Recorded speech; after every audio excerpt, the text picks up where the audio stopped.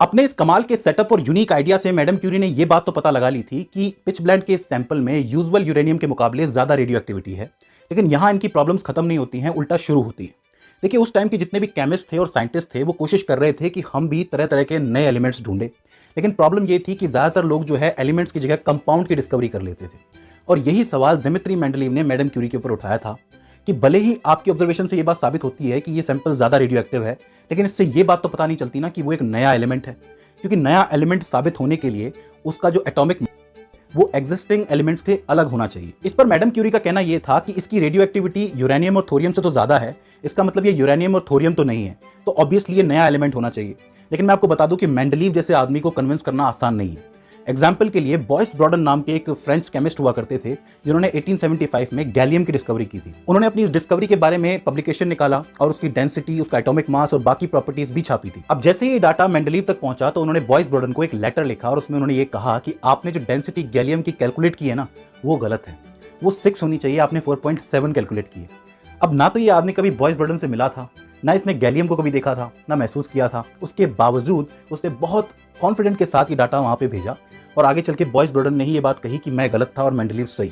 तो आप अंदाजा लगा सकते हो कि आदमी कितना रिजिड है अपने काम के अंदर। तो एक तरीके से मेंडलीव ने मैडम क्यूरी के सामने एक चैलेंज रखा कि अगर आप ये सच में मानती हैं कि ये एक एलिमेंट है रेडियम, तो इसको सेपरेट करके लाइए, हाइड्रोजन के साथ इसका कंपेरिजन करके दिखाइए, और अगर इस बाकी एलिमेंट से अलग है तभी हम इसको एलिमेंट मानेंगे और इसको जगह मिलेगी पीरियोडिक टेबल के अंदर। मैडम क्यूरी ने कहा कि शर्त मंजूर है, चैलेंज एक्सेप्टेड। ठीक है भाई। अब ये काम कहने में जितना आसान था, करने में उतना ही मुश्किल था, क्योंकि इतने बड़े पिच ब्लेंड के सैंपल में इतनी सी रेडियो एक्टिविटी डिटेक्ट हुई है, तो रेडियम को बाहर कैसे निकाला जाएगा।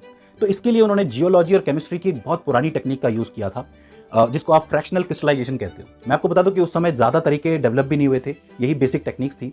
इसमें करना ये होता था कि आप लेके आओ सैंपल को आप ग्राइंड करो कूटो से, और उसको एक एसिड के अंदर गर्म करो, हीट करो।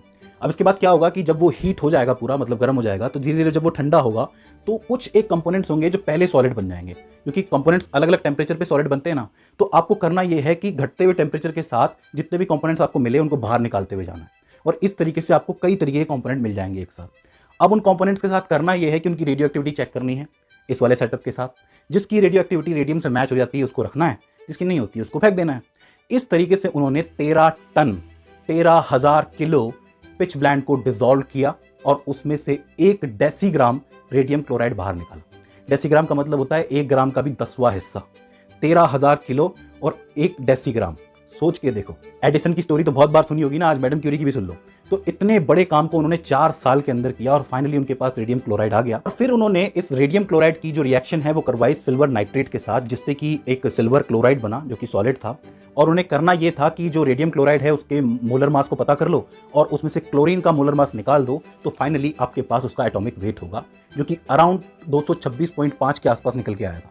वैल्यूज तो कई सारी उन्होंने निकाली थी थोड़े थोड़े हिस्से के अंदर, लेकिन एवरेज वैल्यू जो है वो 226.5 ही निकल के आई थी, जो कि बहुत ज़्यादा थी बेरियम से। तो इसका मतलब ये बेरियम का कंपाउंड नहीं था जैसा कि मेंडलीव ने कहा था, बल्कि ये एक एलिमेंट था जैसा कि मैडम क्यूरी ने कहा था। ये सारी बातें आपको मैडम क्यूरी की थीसिस में मिल जाएगी जो उन्होंने 1903 के अंदर लिखी थी।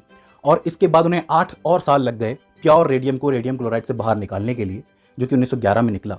लेकिन मैं आपको बता दूं कि जब तक प्योर रेडियम रेडियम क्लोराइड से बाहर आता तब तक मेंडलीव अपनी कब्र में जा चुके थे, यानी कि 1907 के अंदर। तो इस तरीके से केमिस्ट्री का ये सागा पूरा हुआ।